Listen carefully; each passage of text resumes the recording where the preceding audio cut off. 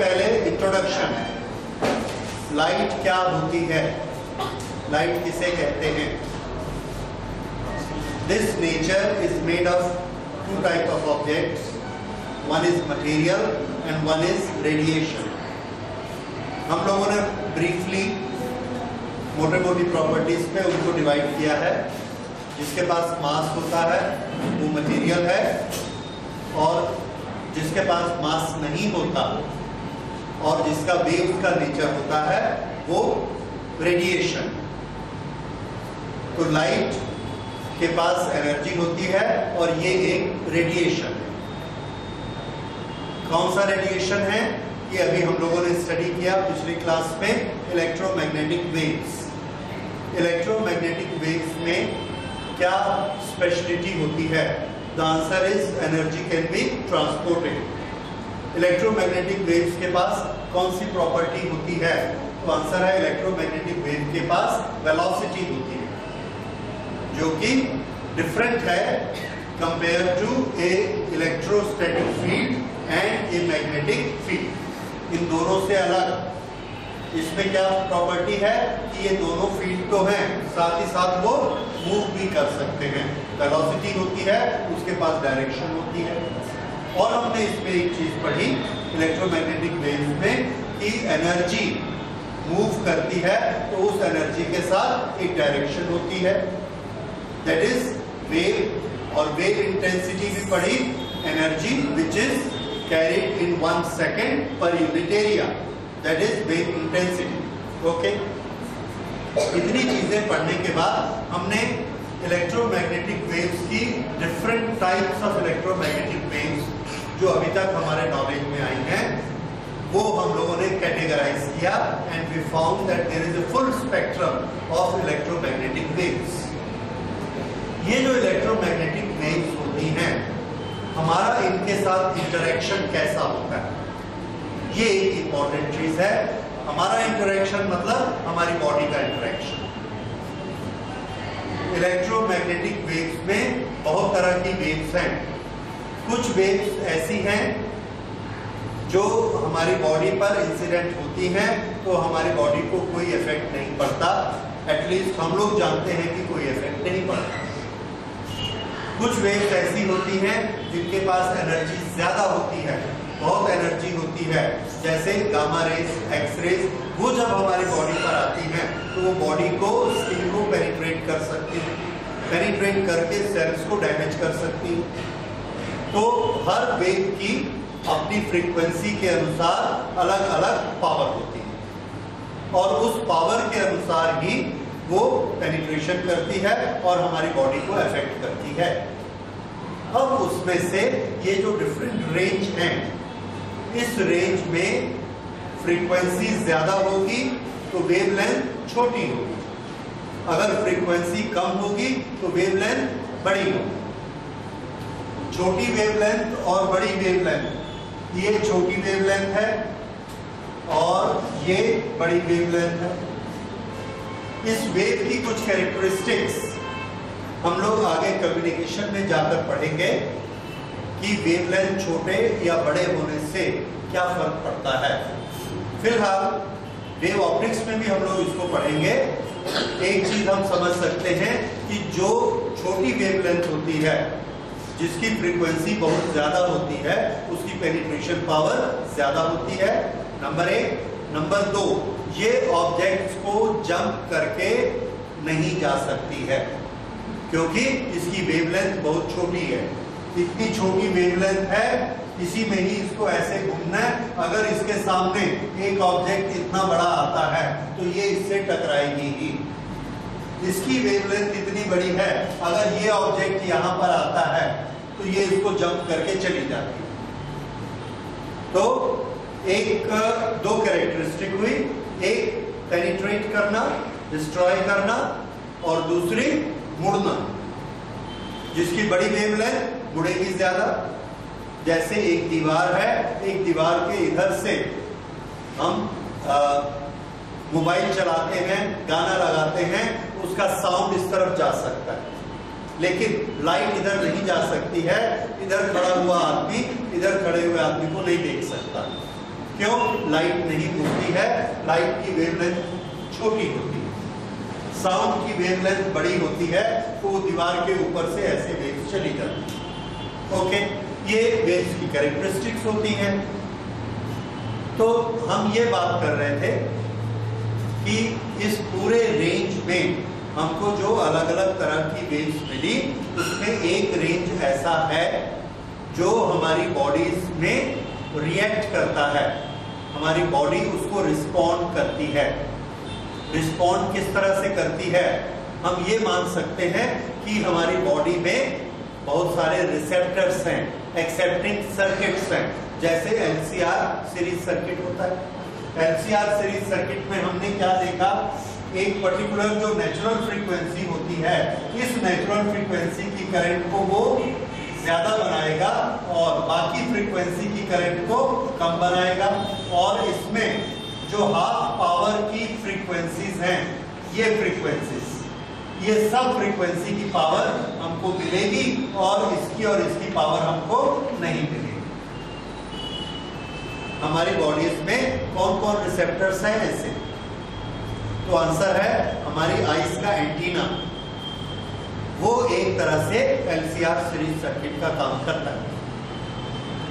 उसी तरह से हमारी स्किन, वो भी एक तरह का LCR सीरीज सर्किट है, वो भी एक रिसेप्टर है। इसी तरह से हमारे ईयर्स, जो भी आप लोग कहते हैं हमारी 5 इंद्रियां हैं, हम चीजों को देख सकते हैं, सुन सकते हैं, एक्सपीरियंस कर सकते हैं, ये सब चीजें बोल सकते हैं, साउंड क्रिएट कर सकते हैं, लाइक दैट। मैं रिसेप्टर्स की बात कर रहा हूं, तो हमारी आईज का जो रेटिना है, उस रेटिना का एक पर्टिकुलर नेचुरल फ्रीक्वेंसी है। उस नेचुरल फ्रीक्वेंसी में हाफ पावर, यहां से लेके यहां तक की फ्रीक्वेंसीज ये सफिशिएंट करंट बनाते हैं। इससे नीचे की फ्रीक्वेंसी और इसके ऊपर की फ्रीक्वेंसी वो करंट नहीं बनाते। अच्छा, करंट कहां बनती है? ये रेटिना है, रेटिना के हर पॉइंट पर, अभी आइस के चैप्टर में आएगा, इसके पीछे ये रिसेप्टर्स लगे हुए हैं छोटे छोटे, और यहां से करंट कैरी हो सकती है। These nerves go to the brain, ये ब्रेन में सब जाती हैं। ये अलग अलग रिसेप्टर्स हैं, आप कह सकते हैं अलग अलग LCR सर्किट्स हैं। यहां पर जब कोई लाइट पड़ेगी, तो जितनी लाइट पड़ेगी उसके प्रोपोर्शन में यहाँ EMF पैदा होगा, उतनी यहाँ करंट बनेगी। लाइट से करंट बनेगी? आंसर है यस, क्योंकि लाइट क्या चीज होती है? Electromagnetic wave. इलेक्ट्रोमैग्नेटिक वेव में क्या ऑसिलेट होता है? इलेक्ट्रिक फील्ड, और आगे बढ़ता है। अब यहाँ पर रेटिना में जो इलेक्ट्रॉन है, इस पर जब इलेक्ट्रिक फील्ड ऐसे इंसिडेंट होगा तो क्या होगा? पहले छोटा इलेक्ट्रिक फील्ड, फिर बड़ा, तो ये इलेक्ट्रॉन ऐसे मूव करेगा। जब ये इलेक्ट्रॉन मूव करेगा तो इसका इंपल्स बनेगा, और ये इंपल्स कहां जाएगा? सिग्नल ब्रेन में जाएगा। इस तरह से हर एक लाइट के साथ में यहां से इलेक्ट्रिकल सिग्नल बनकर हमारे ब्रेन में जाते हैं, और ब्रेन में जब ये सिग्नल पहुंचते हैं तो वहां एक खास तरह का एक्शन होता है, एक हमको फीलिंग होती है। ये हमारा एक्सपीरियंस है, हमने अपनी अलग अलग फीलिंग के अलग अलग नाम रखे हैं। जैसे स्क्रैच करना, कान में जो आता है उस फीलिंग को क्या बोलते हैं? सुनना। इस तरह से हमने फीलिंग के नाम रखे हैं। अब बताइए, जब लाइट आंख में पड़ेगी और आंख से सिग्नल ब्रेन में गया और ब्रेन में कुछ हुआ, उसका नाम क्या रखा? देखना, to see the things. So how do we see the things? The answer is we see the things when there is a particular response, a particular action in the brain which is done due to electrical signal sent by the retina receptors. And who create the signal at retina receptors? The electric field which has come from the light. What is light? Electromagnetic wave. So electromagnetic wave में जो electric field होता है वो receptor के electron को चलाएगा, उस electron के कारण जो करंट का वेरिएशन होगा, that variation goes to the brain, then brain experience the changes. और यहाँ पर ज्यादा लाइट पड़ी, इसने ज्यादा करंट भेजी, इस यहाँ कम लाइट पड़ी, इसने कम भेजी, इसने ज्यादा भेजी, इसने कम भेजी, इसने ग्रीन भेजी, इसने येलो भेजी। तो ब्रेन में जाकर एक पिक्चर रिकंस्ट्रक्ट होती है। अभी जो आप देख रहे हैं ये पिक्चर हमारे ब्रेन में रिकंस्ट्रक्ट होती है और हम क्या बोलते हैं कि हम देख रहे हैं। तो वो जो एक्सपीरियंस होता है ब्रेन में, दैट इज टू सी। और इसके लिए हमारी हेल्प किसने की? उस इलेक्ट्रोमैग्नेटिक वेव ने जो इलेक्ट्रिकल सिग्नल्स लेकर आई थी, जो इलेक्ट्रिक फील्ड लेकर आई थी। तो ऐसे वाली इलेक्ट्रोमैग्नेटिक वेव जिसके इलेक्ट्रिक फील्ड के कारण ऐसे वाइब्रेशंस हो जो कि हमारे ब्रेन में जाएं और एक पर्टिकुलर एक्शन करें जिसको हम देखना बोलते हैं, what we say we are seeing, then that electromagnetic wave is known as light। उस इलेक्ट्रोमैग्नेटिक वेव में दो तरह के वेक्टर्स होंगे, एक इलेक्ट्रिक वेक्टर्स और एक मैग्नेटिक वेक्टर्स। हमारे काम में इलेक्ट्रिक वेक्टर्स आते हैं when there is a reference to seeing the things। इसका ये मतलब है कि इलेक्ट्रोमैग्नेटिक वेव्स के जो मैग्नेटिक वेक्टर हैं वो लाइट नहीं बनाते, सिर्फ इलेक्ट्रिक वेक्टर्स जो हैं वो लाइट के लिए रिस्पॉन्सिबल हैं। इसको याद रखिए, which field is responsible for making light? Answer, electric field is responsible for making light. What is light? Light is basically electromagnetic wave. अच्छा, अब इसमें अगली चीज, इलेक्ट्रोमैग्नेटिक वेव का रेंज बहुत बड़ा है और जैसा मैंने आपको बताया हमारे रेटिना की एक नेचुरल फ्रीक्वेंसी होगी। ये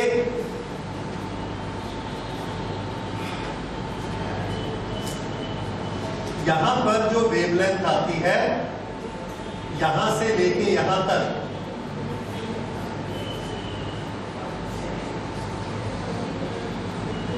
ये वेवलेंथ है 700 नैनोमीटर और ये वेवलेंथ है 400 नैनोमीटर।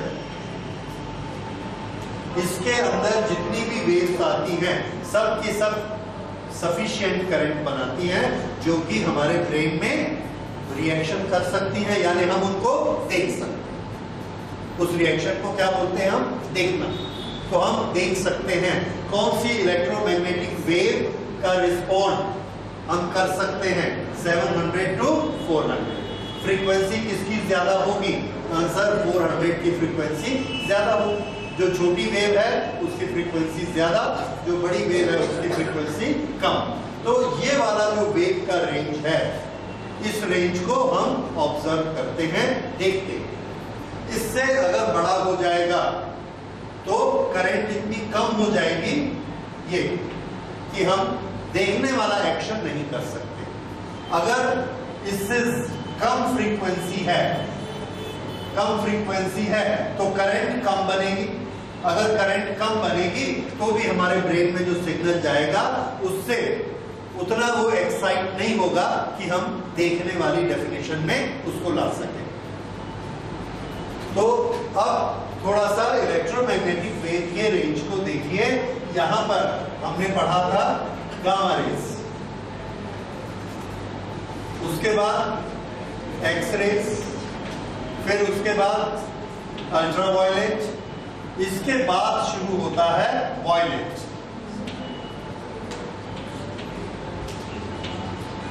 अल्ट्रावायलेट से थोड़ी कम फ्रीक्वेंसी वायलेट की और इस तरह से ये अलग अलग कलर के रिस्पॉन्स आते हैं and last is red.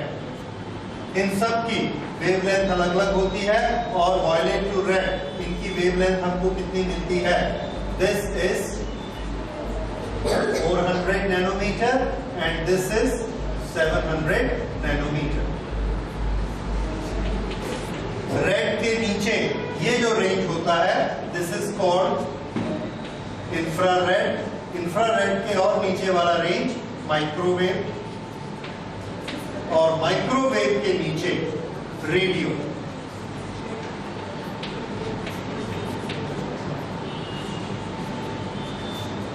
Frequency इधर कम होती जाएगी और इधर वेवलेंथ, इसकी वेवलेंथ छोटी होती है और इधर की वेवलेंथ बड़ी होती है, lambda. Frequency decrease and here lambda decrease. उल्टा एरो लगाएंगे तो lambda increase and frequency increase in this way.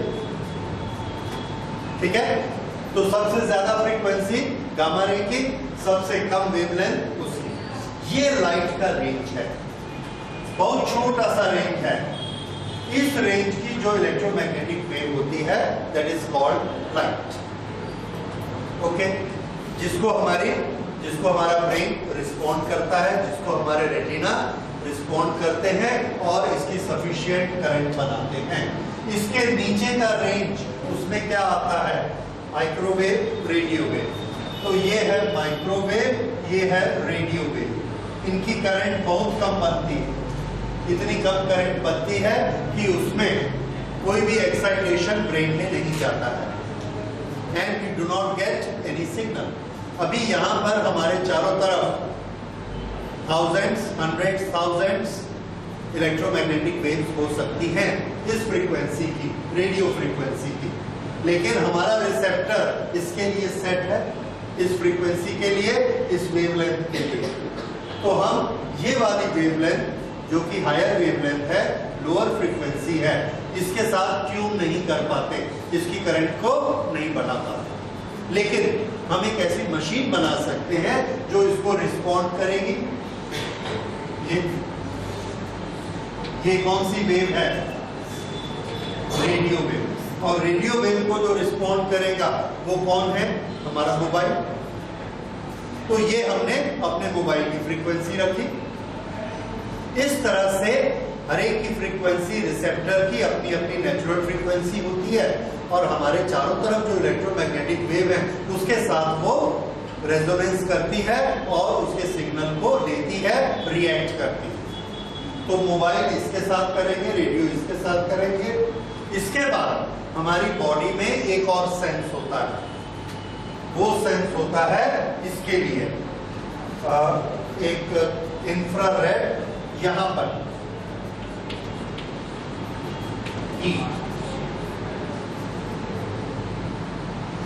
Heat की फ्रीक्वेंसी आप देखते हैं, ये लाइट है, लाइट के बाद जहां ये रेड आएगा, रेड के बाद इंफ्रारेड और इंफ्रारेड के बाद हीट।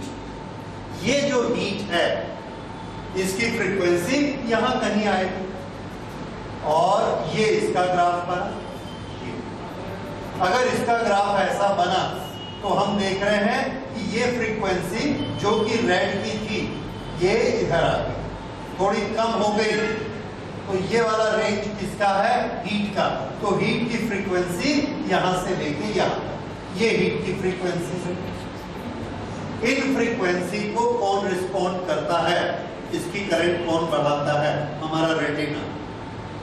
रेटिना इसकी करंट को बढ़ाता है और इसका जो रिस्पॉन्ड आता है उसको हम क्या बोलते हैं? सी, देखना। इसका जो रिस्पॉन्ड आता है, इसका रिसेप्टर कौन है?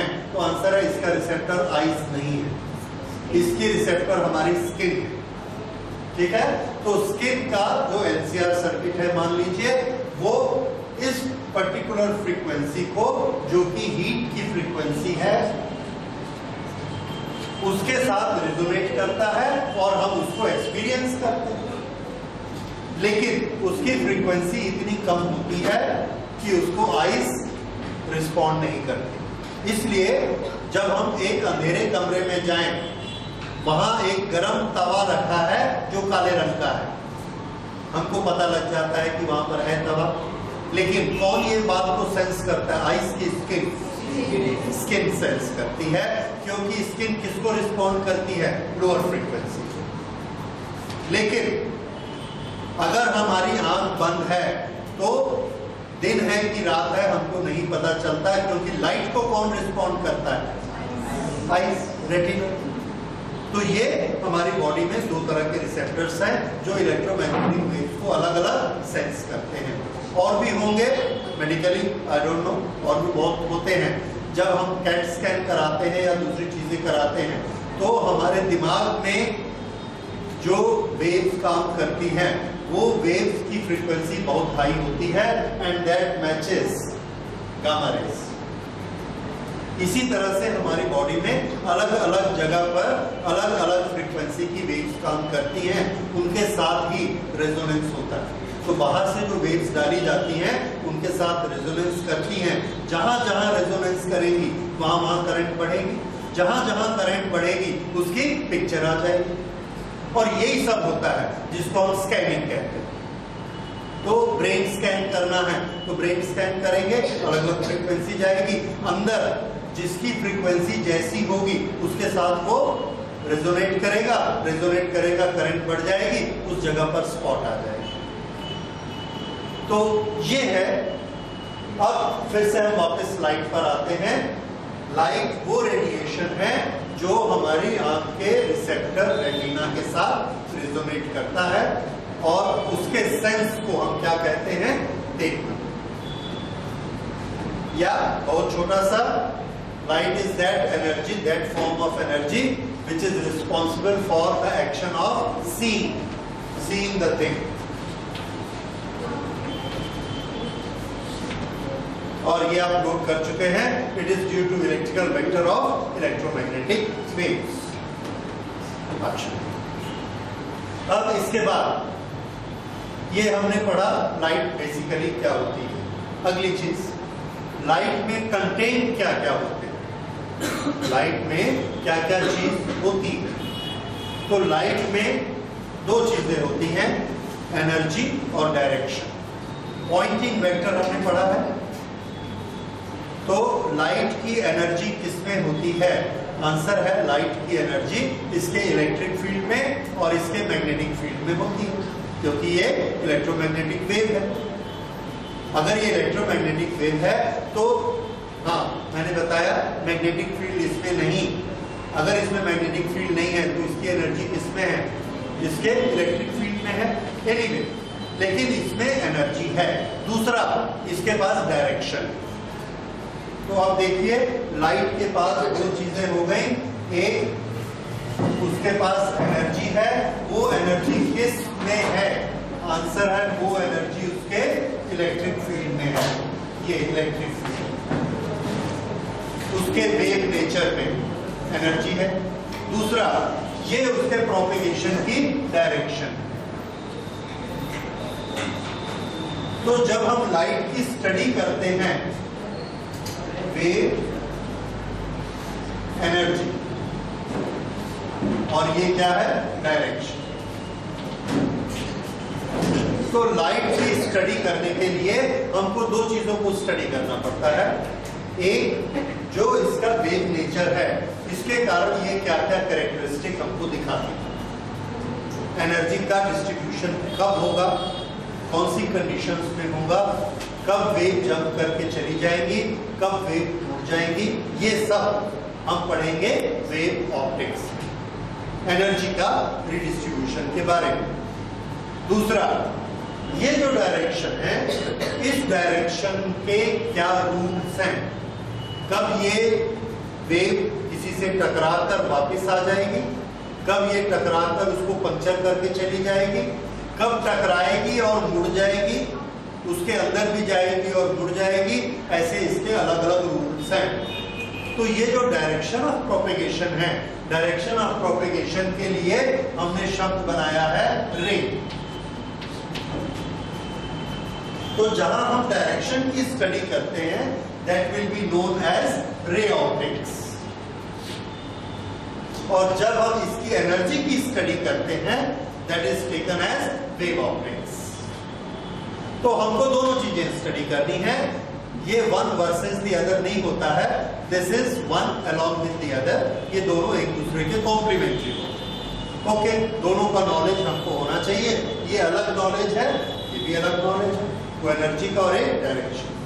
Okay, so we will come to first, we will study ray optics.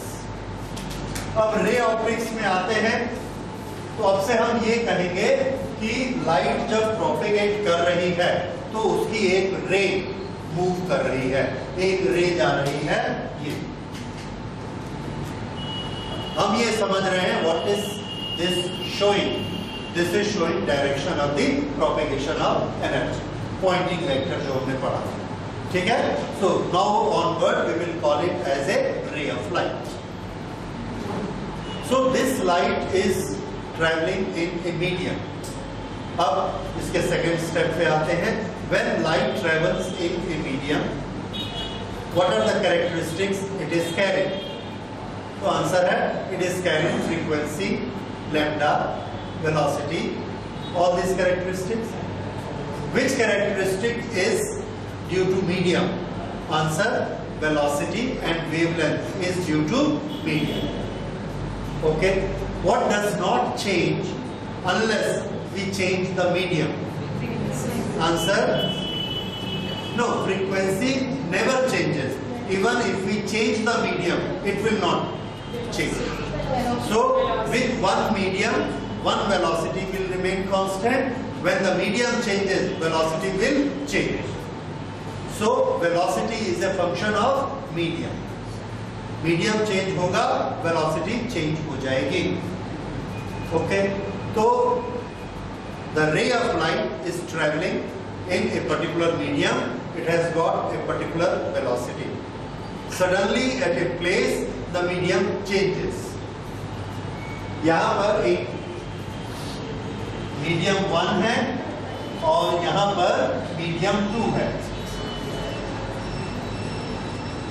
यहाँ से लाइट रे ऐसे गई मीडियम 1 में, हर जगह इसकी वेलोसिटी और डायरेक्शन कैसी है? स्ट्रेट, ठीक है। So it goes straight. इसके लिए हम लोगों को दोबारा पढ़ने की जरूरत नहीं है, हम लोग डायरेक्शन के बारे में पढ़ चुके हैं, न्यूटन के इनिशियल एक्सपेरिमेंट के बारे में पढ़ चुके हैं, that light goes in a straight path. Okay, wave optics में जाके जो हम एक्सेप्शन होते हैं, जो डिफरेंट रूल्स हैं, वो अलग पढ़ेंगे, पर फिलहाल हम लोग क्या मानते हैं? लाइट गोज स्ट्रेट, अपने आप नहीं मुड़ जाएगी, कुछ रीजन होगा तो फिर देखेंगे, otherwise without any reason it will follow a straight line path. So when a light strikes this surface, what is this surface? Between two medium, दो मीडियम के बीच की जो सरफेस होगी उसके लिए हम एक बड़ा नेचुरल नाम यूज करते हैं, we will call it interface. We all know meaning of interface. दो चीजें जहां पर आपस में जुड़ती है डिफरेंट नेचर की, that is their interface. Okay. This surface is interface of medium 1 and medium 2. The light ray strikes here. Now what happens to this light? The answer is there are 3 possible actions of this light, and those 3 possible actions, 3 possible actions, ये 3 possible action है red, where R stands for reflection, A for absorption, and T is for transmission.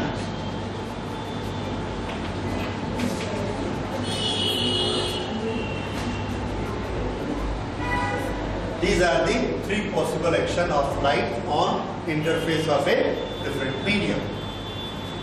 Okay, जब हम light के बारे में study करेंगे तो इन सब के बारे में स्टडी करेंगे। इसमें एब्जॉर्प्शन के बारे में ज्यादा स्टडी करने का नहीं है। The energy is destroyed in the from the form of light and converted into the form of heat. That is, light का फॉर्मेट खत्म हो गया तो हमारे लिए वो लाइट खत्म हो गई and there is nothing much to study, it converts into heat and radiates out. ये क्या चीज है? Absorption, and there are not many rules about it, तो ये हमें नहीं पढ़ना है। These 2 things we have to study, reflection and transmission. हाँ, एक चीज, ये तीनों में जो एनर्जी डिस्ट्रीब्यूट होगी, this will form total 100% of energy. So the 100% is divided into these three parts. Now this depends upon nature of the interface. ये जो इंटरफेस है इसके नेचर पर डिपेंड करता है कि इन तीनों में से किस एक्शन का परसेंटेज कितना ज्यादा होगा. There are certain surfaces which are doing reflections to a very large extent, 80%, and we call them mirrors.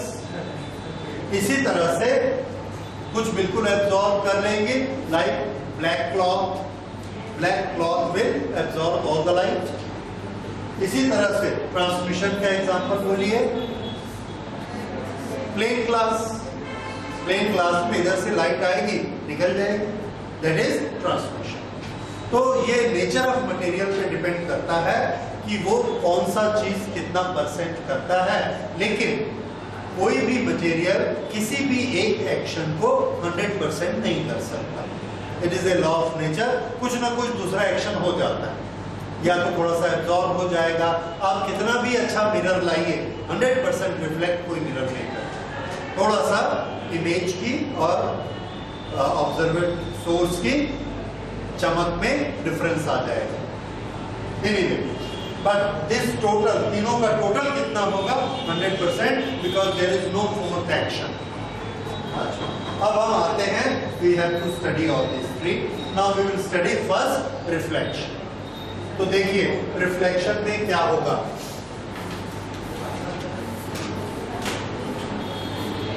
Reflection के बारे में एक्शन समझिए, किस तरह का एक्शन होता है. देखिए 9th 10th में जो आप लाइट पढ़ते हैं वो सिर्फ ऊपर के मोटे मोटे रूल्स हैं. 11th 12th में आके थोड़ा आपने और ज्यादा डिटेल में पढ़ना होता है. When a light ray strikes here, यहाँ पर एनर्जी आती है तो ये क्या करती है, यहाँ पर आकर ये किसी एक इलेक्ट्रॉन को स्ट्राइक करेगी और अपनी एनर्जी उस इलेक्ट्रॉन को दे देगी. क्यों? क्योंकि हमको मालूम है लाइट किससे बनी हुई है, इलेक्ट्रिक फील्ड. कैसे electric field? Variable electric field. उस इलेक्ट्रिक फील्ड के कारण वो इलेक्ट्रॉन क्या करेगा? ऑसिलेट करना शुरू करेगा. ओके, तो इलेक्ट्रिक फील्ड की एनर्जी गई, लाइट की एनर्जी गई, किसको मिल गई? इलेक्ट्रॉन. अब जो ये इलेक्ट्रॉन वाइब्रेट करेगा, ये vibrating electron, oscillating electron is capable of making a electromagnetic wave. तो वो अपनी एक इलेक्ट्रोमैग्नेटिक वेव बनाता है. वो जो इलेक्ट्रोमैग्नेटिक वेव यानी कि एक लाइट बनाता है, वो लाइट ये इलेक्ट्रॉन निकालता है. वो लाइट यहां से ऐसे आ सकती है. क्यों? क्योंकि इसके इस तरफ जो दूसरे तीसरे इलेक्ट्रॉन है उसको ये वाइब्रेट नहीं करा पाता. तो ये अपनी एनर्जी किसमें खर्च कर देता है? दूसरी लाइट बनाने में. वो लाइट ऐसे निकल आती है और हम क्या कहते हैं? रिफ्लेक्शन हो गया. ये this is how things are reflected, transmitted. हाँ, अगर इसके पड़ोस में इसके बाजू वाला इलेक्ट्रॉन ये दोनों का रिलेशन ऐसा है, मीडियम इस तरह का है, इनकी बाइंडिंग ऐसी है कि जैसे ही ये वाइब्रेट हुआ ये भी वाइब्रेट हो गया. इसके पड़ोसी होने के कारण इससे ये वाइब्रेट हुआ तो ये भी वाइब्रेट हो गया. जब ये वाइब्रेट हो गया तो ये भी वाइब्रेट हो गया और इसके कारण ये भी वाइब्रेट हो गया. तो इसको इलेक्ट्रोमैग्नेटिक वेव बनाकर, लाइट बनाकर इधर निकालने की जरूरत बहुत कम पड़ी. इसने क्या किया? 10% एनर्जी खर्च की ये बनाने में और 90% किसमें खर्च कर दी? दूसरे इलेक्ट्रॉन को हिलाने में. इसने इसको हिलाया, इसने इसको हिलाया. अब ये आगे देखता है और इलेक्ट्रॉन नहीं है तो ये यहीं ऐसा ऑसिलेट किया. अब ये क्या करेगा? ये लाइट बनाएगा, इलेक्ट्रोमैग्नेटिक वेव बनाएगा और यहां से लाइट ये ऐसे आ गई. ये कौन सा एक्शन हो गया? ट्रांसमिशन. ट्रांसमिशन यानी ये मटेरियल कौन है? तो आंसर है ये मटेरियल ग्लास है। ग्लास में से लाइट आई, ऐसे पार हुई, दिस इज ट्रांसमिशन। लेकिन अगर ये इलेक्ट्रॉन दोनों ऐसे हैं कि इसके वाइब्रेशन इसमें ट्रांसमिट नहीं हो सकते, जैसे आयरन, वुड, पेपर, तो उसमें क्या होगा, ये वाइब्रेट करेगा, इसको नहीं लेना एनर्जी, तो ये पूरी एनर्जी क्या करेगा, निकाल देगा, दैट विल बी रिफ्लेक्शन।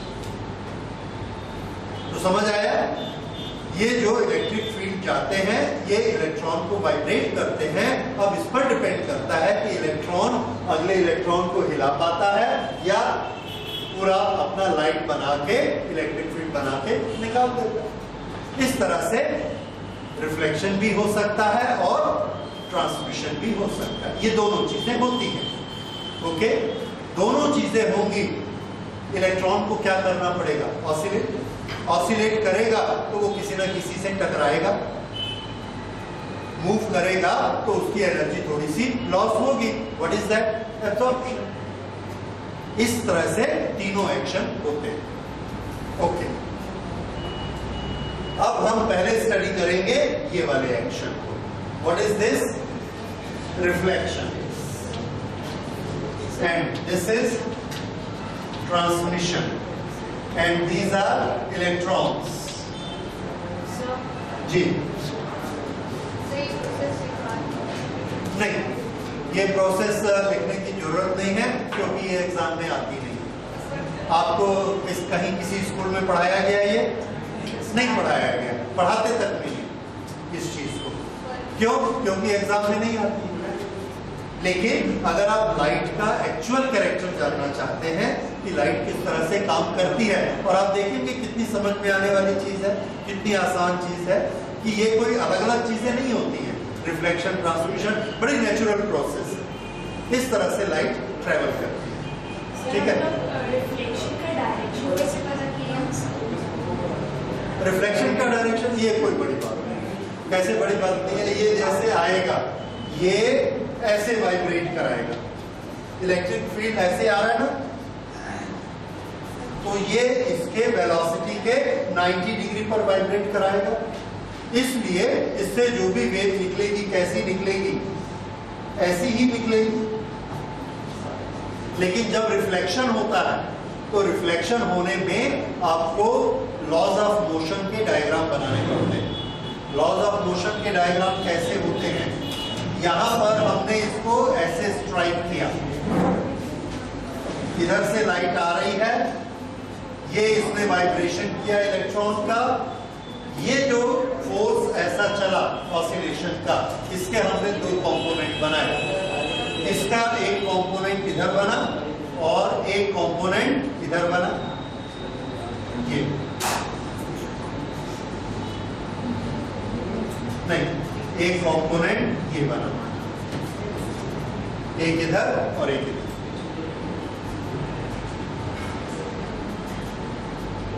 ये वाला जो कंपोनेंट है, अगर ये इस इलेक्ट्रॉन को नहीं हिला पाता है तो क्या होगा, there will be a reaction. Reaction होके ये यहां से आया है, इसके ये दो कंपोनेंट बने, फिर से ये लाइट आई, इसकी एनर्जी के ये कंपोनेंट, इस कंपोनेंट में ये हमने दो डिवाइड किए, ये वाला रिफ्लेक्ट होके इधर गया और ये दोनों कंबाइन होके फिर से इस तरह से लाइट आई, ये ऐसे रिफ्लेक्ट हो गया। उसको हम लोग उससे एक्सप्लेन करें तो वो किया जा सकता है, you can also do that.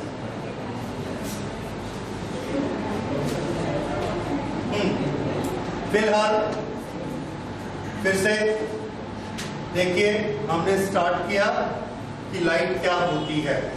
Light की डेफिनेशन, जो हमारे ब्रेन को एक पर्टिकुलर इफेक्ट देती है, वो वाली इलेक्ट्रोमैग्नेटिक वेव लाइट होती है, और उस इफेक्ट को हम क्या बोलते हैं, देखना, तो सीधा।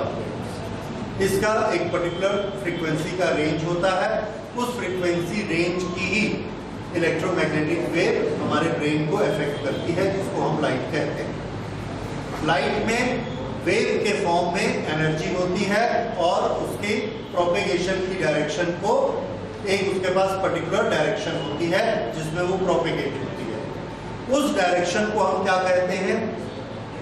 रे, और वाइब्रेशंस को क्या कहते हैं? वेव। इस तरह से इसकी स्टडी दो पार्ट में होगी, वेव ऑप्टिक्स और रे ऑप्टिक्स।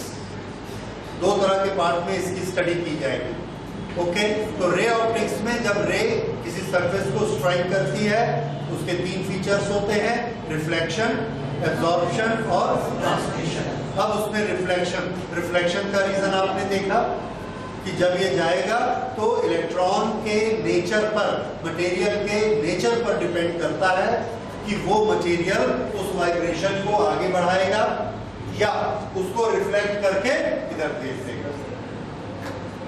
तो यहां तक हमने पढ़ा रिफ्लेक्शन। अब हम लोग आते हैं सीइंग द थिंग्स। हम किसी चीज को कैसे देखते हैं? हम किसी चीज को तब देखते हैं जब लाइट हमारी आंख पर पड़ती है। ये हम सबको मालूम है, कहीं ऑब्जेक्ट से लाइट आई, हमारे आंख पे पड़ी और हमको वो चीज दिखी। अब ये बताइए, अगर आप इसको ग्रीन बोर्ड को देखते हैं तो ग्रीन बोर्ड से जो लाइट आती है वो आपकी आंख में आती है। तो ये वाली लाइट, क्या ये ग्रीन बोर्ड एक लाइट का सोर्स है? नहीं। तो आंसर है green board is not A source of light. फिर ये लाइट कहां से आती है? रिफ्लेक्ट होके, ट्यूब लाइट की लाइट इस पर पड़ती है और रिफ्लेक्ट होके हमारी आंख में आती है। ठीक है, तो रिफ्लेक्शन से हमको क्या दिखा? वॉल दिखी, राइट। अब हमने यहां पर एक मिरर लगाया, उस मिरर में रिफ्लेक्शन से आपको ट्यूबलाइट दिखती है, पंखा दिखता है, लेकिन मिरर का मटेरियल नहीं दिखता। मिरर में आपको ट्यूबलाइट और पंखा दिखेगा, इस दीवार में आपको ट्यूबलाइट और पंखा नहीं दिखेगा। ये क्या हो रहा है? लाइट का रिफ्लेक्शन। मिरर में लाइट का क्या होता है? रिफ्लेक्शन। तो दोनों में आप कह रहे हैं रिफ्लेक्शन होता है, एक रिफ्लेक्शन में ट्यूबलाइट दिखती है और एक रिफ्लेक्शन में नहीं दिखती। ये कैसे होता है?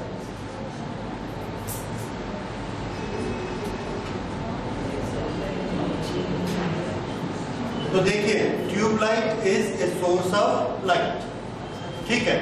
उसी सोर्स ऑफ लाइट से यहां लाइट आती है, उसी सोर्स ऑफ लाइट से मिरर पर भी लाइट आती है। पर मिरर से हम ट्यूबलाइट को देखते हैं और यहां पर हमको ट्यूबलाइट नहीं दिखती है, यहां पर जो इस पर लिखा गया है ये दिखता है। ये क्यों होता है? जबकि है दोनों रिफ्लेक्शन, पता, क्योंकि ये सोर्स तो नहीं है, तो ये उसी की लाइट पे काम कर रहा है। और मिरर से भी जो लाइट आती है, मिरर भी सोर्स नहीं, वो भी वही लाइट आती है। तो दोनों में क्या डिफरेंस है? So let us understand that कि दोनों में क्या डिफरेंस होता है। ट्यूबलाइट से या बल्ब से या सोर्स से जो लाइट आती है, उस लाइट का एक पर्टिकुलर पैटर्न, एक पर्टिकुलर डिजाइन होता है।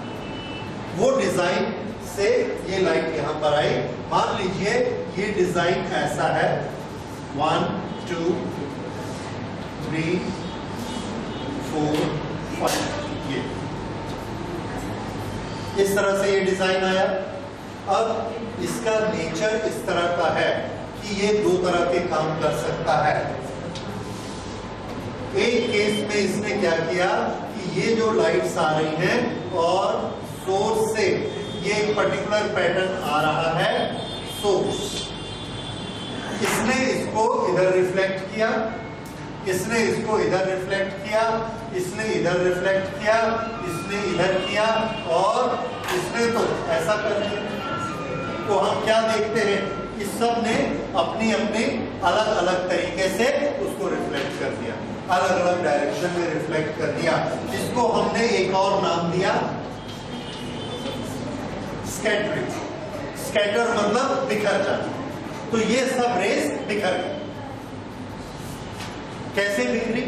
तो आंसर है कि ये जो बिखरी, ये इस पर डिपेंड करता है, नेचर ऑफ दैट सरफेस। इस सरफेस ने क्या किया? इस सरफेस ने इसके सारे के सारे कलर, सब कलर मिलाकर व्हाइट बनता था और इसने सब के सब कलर इसके यहां से रिफ्लेक्ट कर दिए। तो ये जगह हमको कैसी दिखती है? व्हाइट। ये वाला जो स्पॉट था, इस स्पॉट ने इसमें से सबको एब्जॉर्ब कर लिया, सिर्फ ग्रीन कलर को रिफ्लेक्ट किया, तो ये हमको कैसा दिखने लगा? ग्रीन। इसी तरह से यहाँ की सरफेस ऐसी थी, उसके नीचे वाले की सरफेस ऐसी थी, लेकिन ये इतना कम था कि हम आंख से तो नहीं देख सकते, बहुत ही माइक्रो साइज का, नैनोमीटर साइज का। तो एक ने ऐसे रिफ्लेक्ट कराया और दूसरे ने ऐसे रिफ्लेक्ट कराया, दोनों ने लॉज ऑफ रिफ्लेक्शन को फॉलो किया, दोनों ने लॉज ऑफ रिफ्लेक्शन को फॉलो किया, तो लेकिन उनकी अपनी सरफेस स्मूथ नहीं थी, तो ऐसा अलग अलग भेज दिया। दोनों ने कुछ ना कुछ कलर एब्जॉर्ब किए और बाकी कलर को भेज दिया। ये वो क्या कर रहे हैं? आंसर है, ये वो अपनी कैरेक्टरिस्टिक लाइट में डाल रहे हैं। अब उस लाइट में जो कैरेक्टरिस्टिक है वो सोर्स की कैरेक्टरिस्टिक है या मटेरियल की कैरेक्टरिस्टिक है? मटेरियल की कैरेक्टरिस्टिक। और ये लाइट हमारी आंख में आती है। यहां हम इसको देखते हैं, यहां पर ये जो एक सरफेस है, ये बड़ी ईमानदार सरफेस है।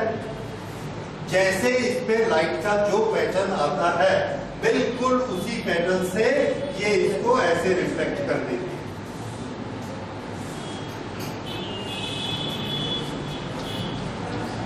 जैसा डिजाइन, जैसा कलर इधर से आया, वही डिजाइन, वही पैटर्न इसने वापस कर दिया। और यहां पर हमने इसको ऑब्जर्व किया, ओके, इसको ऑब्जर्व किया, इसको भी ऑब्जर्व किया। इन दोनों में ऑब्जर्वेशन में क्या अंतर है? इसमें अंतर यह है कि यहाँ जो पैटर्न आ रहा है, ये पैटर्न किसकी कैरेक्टरिस्टिक है? सोर्स की या सरफेस की? ये वाला डिजाइन किसका बनाया हुआ है? सोर्स, इसको कहते हैं वॉल।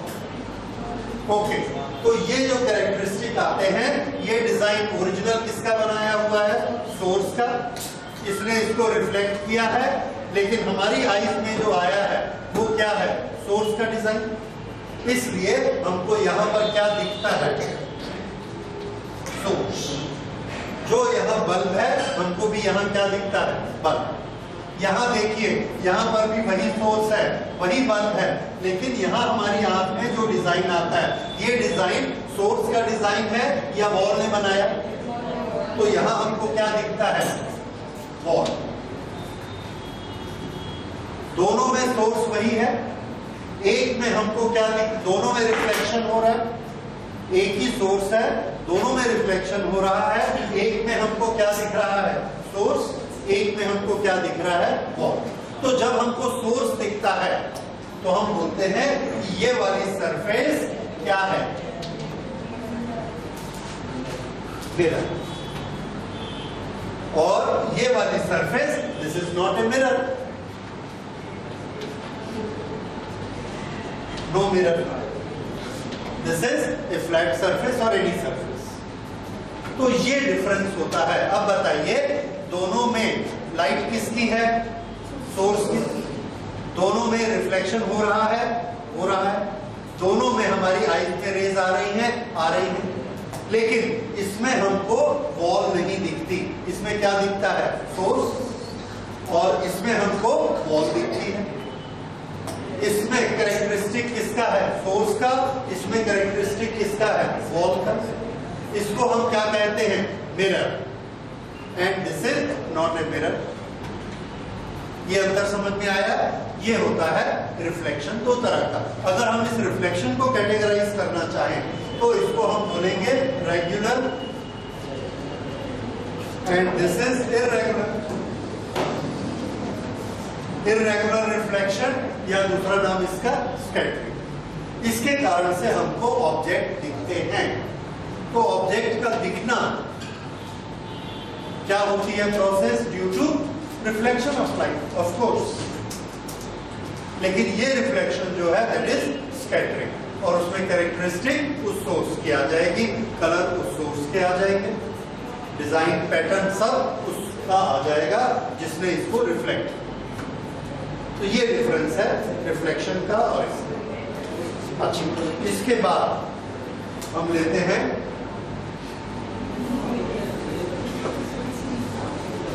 अब ये जो रिफ्लेक्शन होता है एक पर्टिकुलर सरफेस से होता है।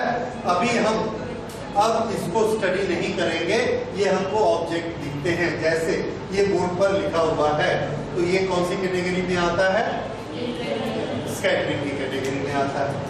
अब हमने स्टडी करना है रिफ्लेक्शन। ओके, ये एक रिफ्लेक्टिंग सरफेस है। रिफ्लेक्टिंग सरफेस को हम क्या कहते हैं? मिरर। तो अब हम मिरर के बारे में डिस्कशन करेंगे कि मिरर क्या होता है और क्यों होता है। तो आंसर है, मिरर की कैरेक्टरिस्टिक है that it is a very very plain surface. एक सरफेस ये ऐसी है, दूसरी सरफेस ऐसी है, लेकिन ये इतना कम है कि इसको जब हम देखते हैं तो हमको समझ में नहीं आता है कि ये सरफेस ऐसी आड़ी टेढ़ी है। हमको ये भी कैसी दिखती है? जैसे आपके सामने जो टेबल रखा है उसके ऊपर सनमाइका को देखिए, वो प्लेन है कि नहीं है? राइट, प्लेन है पर प्लेन नहीं है। ठीक, ओके, वो ऐसी सरफेस है ये वाली। इस सरफेस में और इस सरफेस में ये पहली वाली सरफेस क्या करेगी? रेगुलर रिफ्लेक्शन, और ये कैसा करेगी? इर्रेगुलर, क्योंकि इसकी डायरेक्शन अलग अलग है। ये वाली जो सरफेस है जो रेगुलर रिफ्लेक्शन करती है, जिसको हम मिरर कहते हैं, इसकी जो प्लेननेस है we call it this is optically plane.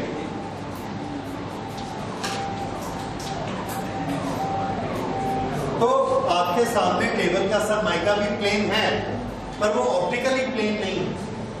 Optically plane मतलब क्या? कि आप इधर लाइट जलाइए या ऐसा चेहरा देखिए, उसमें चेहरा दिखेगा, then it is optically plane. Simple. Optically plane mirror कैसे बनाते हैं हम लोग? हम इंजीनियरिंग में तो खैर इसकी नहीं जाएंगे, पर ऑप्टिकली प्लेन सरफेस को हम किसी भी चीज से घिसकर प्लेन करके नहीं बना सकते, क्योंकि जिस ऑब्जेक्ट से हम ग्राइंड करेंगे, जिस चीज से भी घिसेंगे, वो उसमें स्क्रैच डालेंगे, भले कितने भी छोटे स्क्रैच डालेंगे। जैसे हमारे घर में डाइनिंग टेबल आता है, कुछ आता है, उस पर सनमाइका लगा रहता है। आप कितनी भी सावधानी रखिए, 1-2 साल बाद पहुंचते पहुंचते उसकी चमक खत्म हो जाती है, यानी उसमें बहुत फाइन स्क्रैचेस आ जाते हैं। ठीक है, तो घिस कर हम मिरर नहीं बना सकते। तो मिरर बनाने का तरीका क्या होता है? मिरर में क्या क्वालिटी होती है?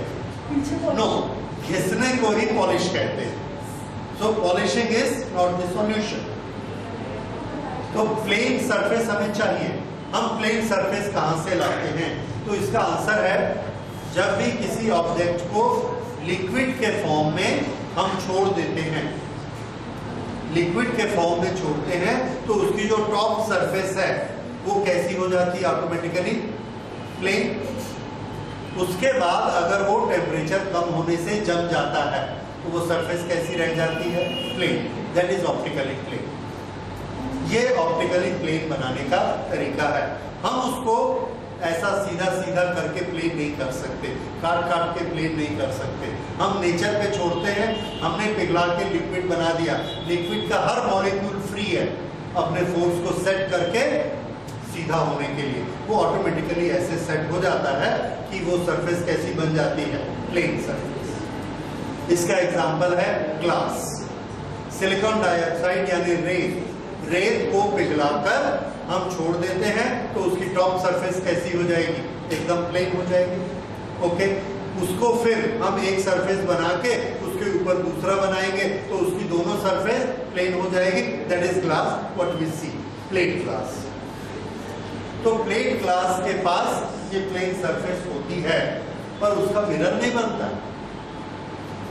क्यों नहीं बनता बताइए? प्लेट ग्लास का मिरर इसलिए नहीं बन सकता है क्योंकि ग्लास 90% लाइट एनर्जी को ट्रांसमिट कर देता है और हमको क्या चाहिए? रिफ्लेक्शन। और वो क्या चीज है? वो ट्रांसमीटर। तो वो मिरर नहीं बना सकता। लेकिन आपने तो सारे मिरर ग्लास के देखे। तो देखिए, हम मिरर किससे बनाएंगे? उस चीज से बनाएंगे जिसके पास दो प्रॉपर्टी हो। नंबर 1, वो ऑप्टिकली प्लेन हो। नंबर 2, वो लाइट को ट्रांसमिट ना करे। नहीं करेगा तो क्या करेगा? रिफ्लेक्ट करेगा। ये दो चीजें। कौन सी चीज लाइट को ट्रांसमिट नहीं करती? तो आंसर है मेटल लाइट को ट्रांसमिट नहीं करते। तो अगर हम मेटल को ऑप्टिकली प्लेन कर दें तो वो दो काम करेगा। ऑप्टिकली प्लेन है तो सोर्स की लाइट का रेगुलर रिफ्लेक्शन करेगा और दूसरा वो पार नहीं जाने देगा, ट्रांसमिशन नहीं करेगा, तो most of the light will be reflect. लेकिन प्रॉब्लम ये है कि मेटल को पिघलाकर हम लोग उसको मिरर जैसा प्लेन नहीं कर सकते। इवन स्टील की फैक्ट्री में स्टील को पिघलाकर जब हम सेट करते हैं तो भी वो प्लेन सरफेस पे नहीं आता क्योंकि उतना पतला वो नहीं हो पाता कि वो बन जाए। तो फिर हम क्या करते हैं? इसके लिए हम क्या करते हैं कि एक मेटल को अगर हम ग्लास की प्लेन सरफेस पर इधर लगा दें और उसको इधर से देखें तो यहां से जो मेटल की सरफेस दिखेगी वो सरफेस कैसी होगी? Optically plane. क्योंकि ग्लास कैसा है? Optically plane. यहां पर हमने मेटल लगाया और ऐसा रखा। अब इधर से जो रे जाएगी ग्लास उसको ट्रांसमिट कर देगा, लेकिन सामने कौन मिलेगा? मेटल। मेटल उसको आगे नहीं जाने देगा और वो खुद कैसा बन चुका है? Optically plane. तो वो उसको रिफ्लेक्ट करेगा तो वो क्या बन गया? Mirror. This is how mirrors are made. So this is a glass और ये ग्लास के पीछे यहां पर हमने पॉलिश कर दी। What you are telling polish? That is this polish metal.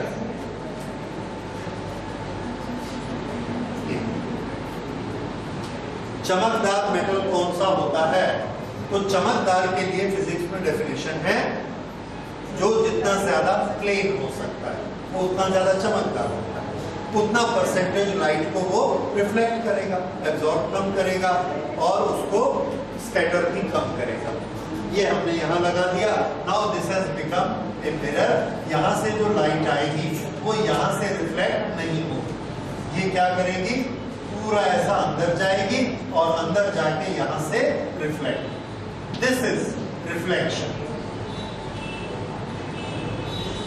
ये हम बाद में जरूर पढ़ेंगे कि यहां से थोड़ा सा रिफ्लेक्शन होता है, ग्लास की क्वालिटी पे डिपेंड करता है। 5%, 10%। अच्छा नहीं होगा ग्लास तो 20% और बाकी अंदर जाके यहां से रिफ्लेक्ट होता है। So this is actually mirror. इस तरह से मिरर बनते हैं और रिफ्लेक्टिंग सरफेस ये होती है।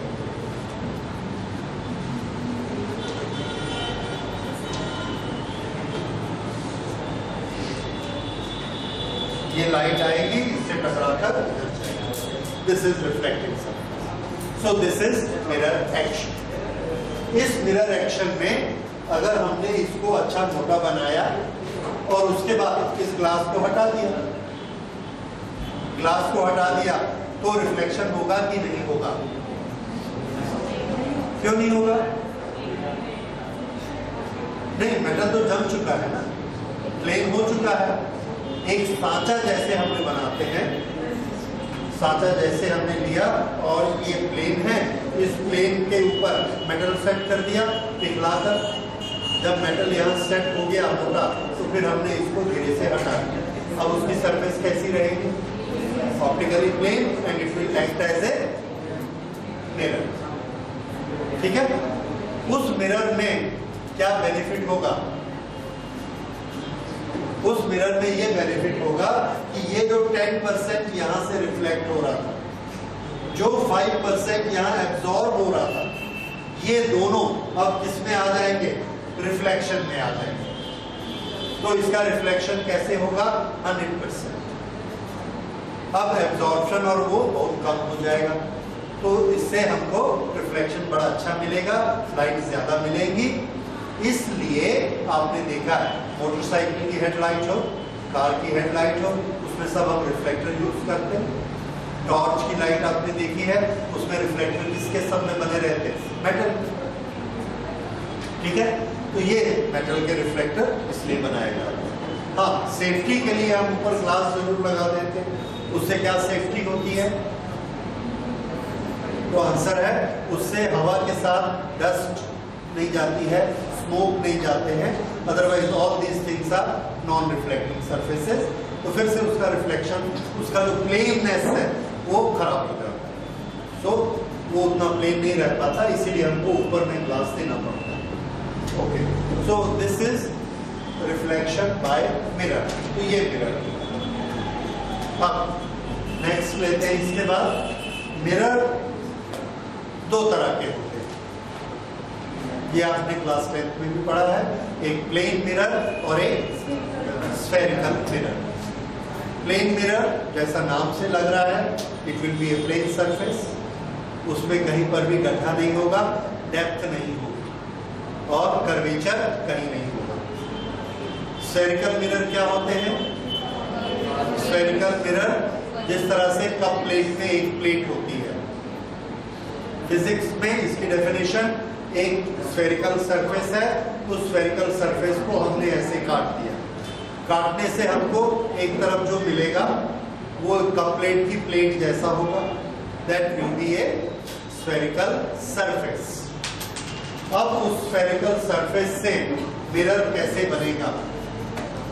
तो हम जिसको काटेंगे वो कैसा होगा?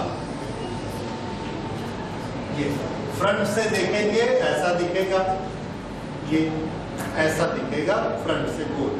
जब हम इसको ऐसा साइड से देखेंगे, साइड से देखेंगे तो ये हमको थोड़ा सा ऐसा हो सकता है, इस तरह से दिखेगा,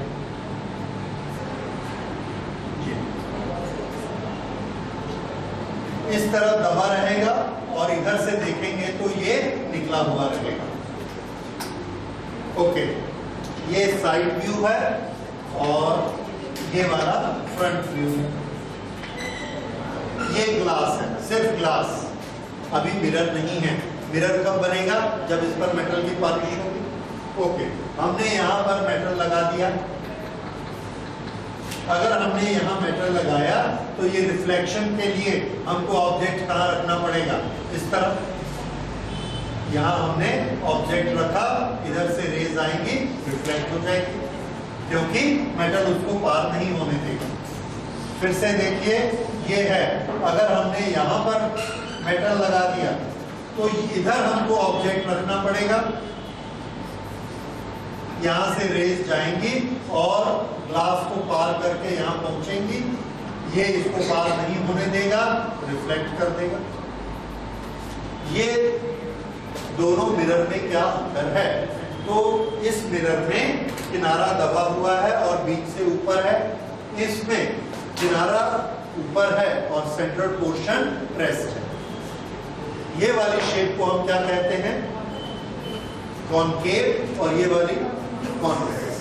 ओके, तो कॉन्वेक्स और कॉनकेव दो तरह के स्फेरिकल मिरर हो गए।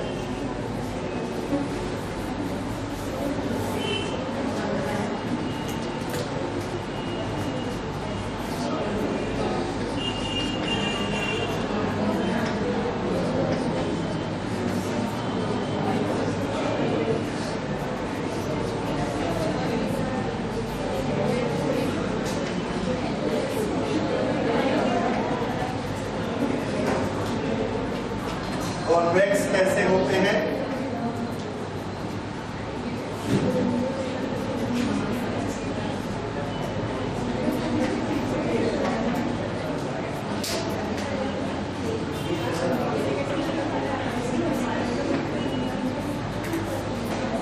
कॉनकेव कैसे होंगे?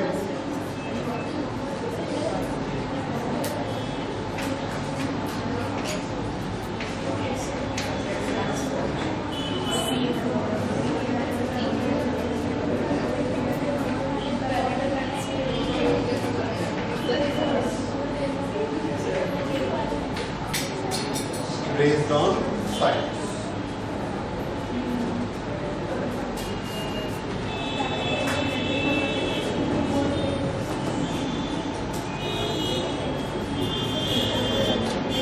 ओके, ये दो तरह के mirror.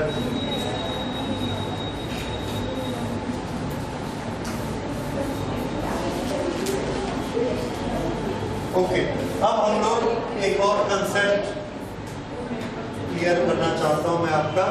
What is mean by optical image? आप लोगों ने 10th में अच्छा पढ़ा है, खूब रटा है। कहाँ ऑब्जेक्ट होने से कहाँ इमेज बनती है, ये सबको याद है। ओके, इमेज होती क्या है और इमेज को हम कैसे ट्रेस करते हैं? ये दो रेज आ रही हैं,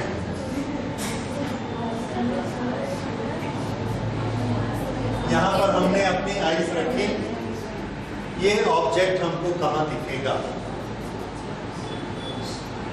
आईज के A B C D E F infinity. ये दो रेज अगर ऐसे आईज में आ रही हैं तो हमको ये ऑब्जेक्ट अप्रोक्सीमेटली कहां दिखेगा?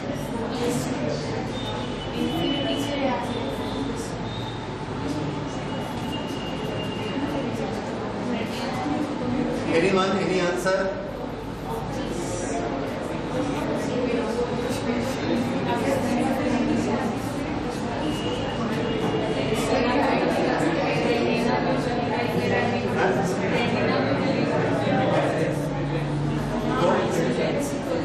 मैं क्या पूछ रहा हूँ, इमेज कहाँ दिखेगा?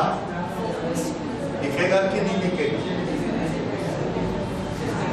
ओके, तो इसका आंसर है कि हमको इमेज नहीं दिखेगा। तो इसलिए हमारा ये समझना जरूरी है कि इमेज हमको कब दिखता है और कब नहीं दिखता है।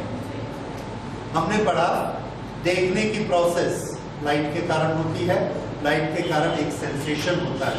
अब हम ये पढ़ेंगे कि लाइट के कारण हमको फिगर कैसे दिखते हैं, चीजें कैसे दिखती हैं, उसको अब जरा समझिए। हमको एक चीज है सोर्स ऑफ लाइट। इस समय अगर आप बोर्ड पर लिखा हुआ देख रहे हैं तो बोर्ड में जो लिखा हुआ है ये सोर्स ऑफ लाइट है या नहीं है? अगर नहीं है तो ये आपकी आंख में लाइट कैसे भेज रहा है? पर भेज रहा है, तो भेज रहा है तो सोर्स है कि नहीं है? ठीक है, तो कंफ्यूज होने की जरूरत नहीं है, उसका हम लोगों ने सॉल्यूशन निकाल दिया है। Tube light is a primary source of light and this is a secondary source of light. बस ये सॉल्यूशन हो गया। ठीक है, तो ये एक सोर्स ऑफ लाइट है पर ये सेकेंडरी है क्योंकि इसने किसी दूसरे से एनर्जी ली है और लेके आपको भेजी। खैर, अभी हम उसकी बात नहीं कर रहे, हम ये डिस्कस कर रहे हैं what is mean by an image.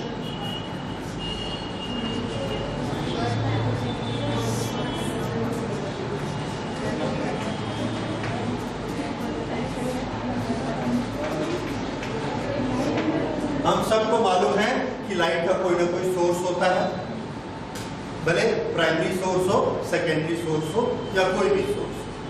जहां से लाइट निकलेगी उसको क्या बोलेंगे? सोर्स। उसी को हम क्या बोला करेंगे? ऑब्जेक्ट। अच्छा, इस ऑब्जेक्ट को हम अपनी आंख से देखते हैं और किसी एक लोकेशन पर देखते हैं, तो हमारे ब्रेन में जो सिग्नल जाता है उससे हमको एक परसेप्शन होता है, एक आभास होता है कि कुछ है। वो जो परसेप्शन होता है that is known as image of light. Image of that object, image of source. Image of source is what? Perception of a object, एक ऑब्जेक्ट का पता लगना। ओके, तो कैसे पता लगता है दिमाग को? तो आंसर है कि हमारा पास जो इंस्ट्रूमेंट है दैट इंस्ट्रूमेंट इज आई। आई में दो चीजें होती हैं, एक प्यूपिल और एक पीछे रेटिना।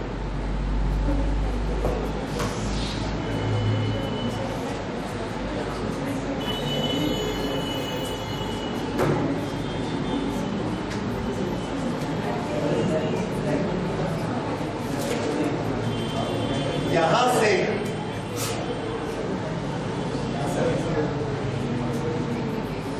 लाइट आई और रेटिना पर इस तरह से लाइट आती है। फिर से देखिए, इसको और क्लियर मैं बनाता हूं। ये एक ऑब्जेक्ट है,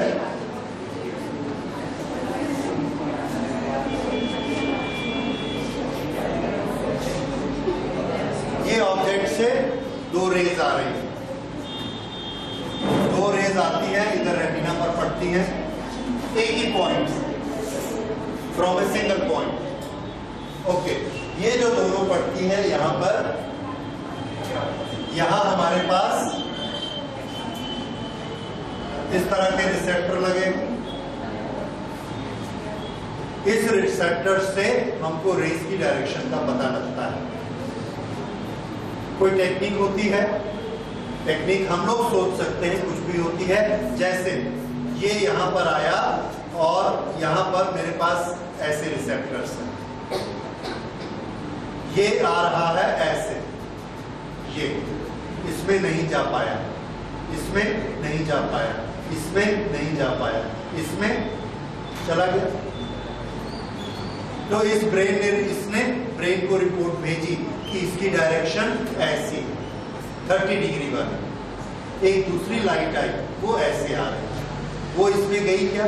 नहीं, इसमें नहीं गई, इसमें चली गई। इसने रिपोर्ट भेजी कि ये जो लाइट आ रही है ये 0 डिग्री डायरेक्शन से आ रही है।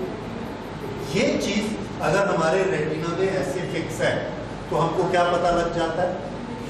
डायरेक्शन। इस तरह से हमारा ब्रेन किसी भी आने वाली रे की डायरेक्शन को पकड़ लेता है। तरीका समझ आया? This is what we can think of. हमने रिजल्ट क्या देखा है कि ब्रेन डायरेक्शन को तो पकड़ता है। आपको पता है कि लाइट इधर चल रही है कि इधर चल रही है, ठीक है ना? तो ये हमने एक तरीका सोच लिया, कहानी मानिए या जो भी है। अच्छा, दूसरी चीज, ये तो हमको पता लग गया कि लाइट इधर से आ रही है, लेकिन सोर्स कहां पर है? यहां से 1 मीटर पे, 5 मीटर पे या 50 मीटर। ये ब्रेन को कैसे पता चलता है? तो इसका आंसर है कि ब्रेन एक और रे को पकड़ता है, उसी सोर्स से आने वाली। वो अपने आप सेट कर लेता है कि उसी सोर्स की एक और रे है, क्योंकि उसकी कैरेक्टरिस्टिक्स एक जैसी होगी। ओके, उसकी उसने एक दूसरी रे पकड़ी, एक रे ऐसी और एक रे ऐसी। पहली रे की डायरेक्शन उसको मालूम है, दूसरी रे की डायरेक्शन भी उसको मालूम है। अब उसके पास अपना कंप्यूटर है, वो इसको चलाता है और देखता है कि अगर इस लाइन को मैं खींचूंगा यहां जाएगी, और इस लाइन को ड्रॉ करूंगा ये यहां जाएगी, और ये कॉमन पॉइंट है।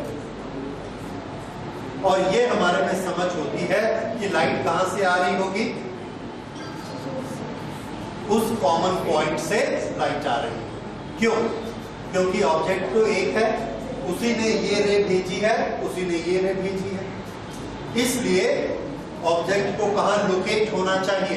कॉमन पॉइंट में, तभी ये दोनों भेज सकता है। तो वो डिसाइड कर लेता है कि ऑब्जेक्ट यहां पर लोकेट है। इस तरह से ब्रेन दो चीजें डिसाइड करता है। नंबर 1 डायरेक्शन कौन सी है, और नंबर 2 उसकी लोकेशन कितनी दूर है। ये तीसरी, ये यहां से ऐसे जाएगी, वो कोई प्रॉब्लम नहीं, यहाँ हजारों रेस जा सकती हैं, लेकिन 2 से हमारा काम चल जाता है। We are able to explain. तो इसने यहाँ पर इसको देखा, ब्रेन ने जिसको देखा उसको हम बोलेंगे इमेज। ब्रेन ने आई की हेल्प से ये वाली प्रोसेस लगाकर यहाँ पर इसको समझ में आया कि यहाँ पर क्या है? ऑब्जेक्ट है, सोर्स है। तो ये जो चीज है, दिस इज व्हाट? इमेज। पर आप ये बोलेंगे कि ये तो सोर्स है, ठीक है, ये सोर्स है। हमने मान लिया कि ये एक सोर्स है, इस सोर्स से ये दो रेज आती हैं, ये हमारी आईज में जाती हैं और ये हमको दिखता है और ब्रेन को पता चल गया कि यहां पर सोर्स रखा हुआ है। ठीक है, अब देखिए हमने क्या किया, आईज को धोखा देने के लिए यहां पर एक स्क्रीन लगाई और यहां सोर्स को रखा, ये सोर्स को यहां रखा एस, और यहां पर एक मिरर लगा दिया, प्लेन मिरर। अब यहां से एक रे ऐसे आती है ये, और यहां से रिफ्लेक्ट होके ऐसे जाती है, दूसरी रे ऐसे आई और यहां से रिफ्लेक्ट होके ऐसे गई। आईज को अभी भी इन्हीं दोनों डायरेक्शन से रेज आ रही है, तो ब्रेन को क्या समझ में आएगा कि उसने क्या देखा कि आईज में ये दो रेज आ रही हैं, उसने इनको बैक ट्रैक किया और इसके बाद क्या हो रहा है ये हमारे ब्रेन के बस में नहीं है जानना कि कोई मिरर रखा है या क्या है क्या नहीं है, वी डोंट नो। उसके पास इंस्ट्रूमेंट कौन सा है, आई, तो आई ने ये एंटर किया और इसने इन दोनों की डायरेक्शन ऐसे ऐसे सेट की, तो ये दोनों कहां जाकर मिले, यहां पर ये, और ब्रेन ने डिक्लेयर कर दिया कि ये ऑब्जेक्ट कहां रखा है, यहां रखा है। क्यों? क्योंकि वो किसको देखता है, आंख में घुसने वाली रेस को देखता है, ये आंख में घुसने वाली दोनों रेस, तो the rays entering the eyes are back track, और यही ब्रेन का प्रोसेस है, पिछली बार भी हमने पढ़ा। तो इस प्रोसेस से ब्रेन ने क्या डिक्लेयर किया कि सोर्स यहां पर है। अब आप बताइए यहां सोर्स है कि नहीं, नहीं है, सोर्स यहां पर है, तो ब्रेन को तो दिख रहा है, यहां पे क्या दिख रहा है, इमेज, दिस इज इमेज। तो इसके लिए शब्द क्या बने, this is perception of the source. Brain को जहां धोखा हो कि यहां पर सोर्स है, उस सोर्स को हम क्या बोलेंगे, इमेज, जो कि वहां पर है नहीं। ठीक है, अच्छा, लेकिन पिछले केस में तो यहां पर था, तो इसका फिर हमने चेंज किया, हमने ये बोला हो भी सकता है, नहीं भी हो सकता है।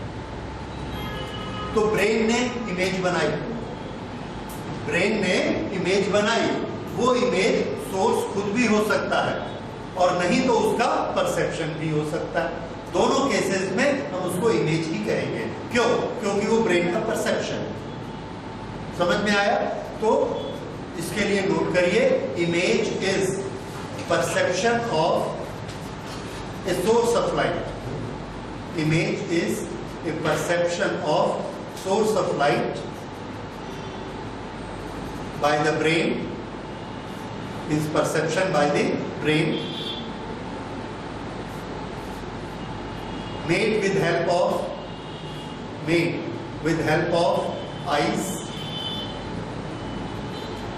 made with help of eyes, and by backtracking,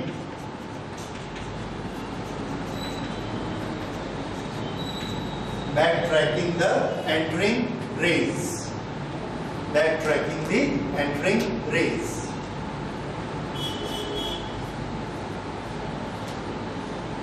ठीक है, अच्छा, ये हो गया इमेज किसको कहते हैं। अब इन दोनों में एक चीज को देखिए, जो हमारा पहले वाला केस था, ये वाला केस यहां पर, और ये हमको दिखता था, यहीं पे रखा हुआ दिख रहा था। अभी भी ब्रेन क्या बोलता है, यहां रखा है, अभी भी ब्रेन बोलता है यहां रखा है, ये रखा है और ये नहीं रखा। ब्रेन के हिसाब से ये दोनों चीज क्या है, इमेज। जो ब्रेन का परसेप्शन होता है उसको हम क्या बोलते हैं, इमेज। अब इस इमेज में अब आप खुद पहचान सकते हैं, एक है रियल, एक है वर्चुअल। कौन सी रियल, नीचे वाली, और वर्चुअल कौन सी। So there are two type of images, one is real and one is virtual। Define कैसे करेंगे? इसको डिफाइन ऐसे करेंगे, when the image is formed by the actual intersection of the rays. ये एक्चुअल इंटरसेक्शन, ये actual नहीं है, ये तो ब्रेन ने अपना ब्रेन लगाया और ड्रैग करके बनाया। ठीक है, तो नोट करिए, when the image is made by actual intersection of the rays, when the image is made by actual intersection of the rays, then it is a real image. It is a real image. But if the location is traced, if the location is tracked, if the location is tracked by backtracking of the rays which do not intersect actually,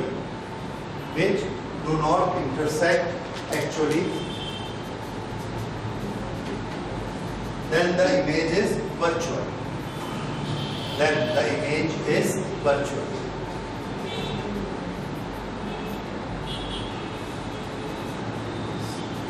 इसके नीचे फिर लिखिए, the real image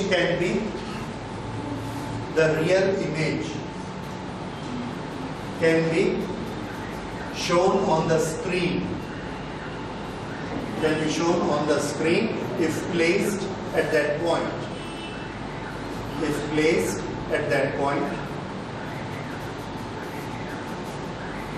While virtual image cannot be taken on the screen.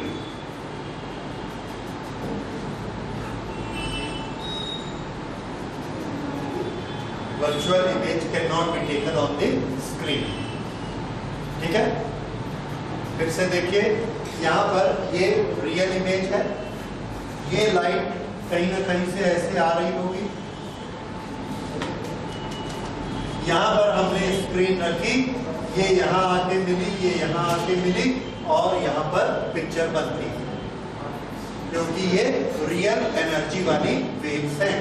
यहाँ पर हम screen रखते हैं तो यहाँ तो कोई वेव है ही नहीं, यहाँ एनर्जी है ही नहीं, तो यहाँ पर कोई पिक्चर नहीं बनेगी। तो स्क्रीन पे लेना है तो हमको कैसी इमेज चाहिए? रियल इमेज चाहिए। ठीक है, so this is the difference between real image and virtual image. फिर से जो शुरू में क्वेश्चन हमने लिया था, ये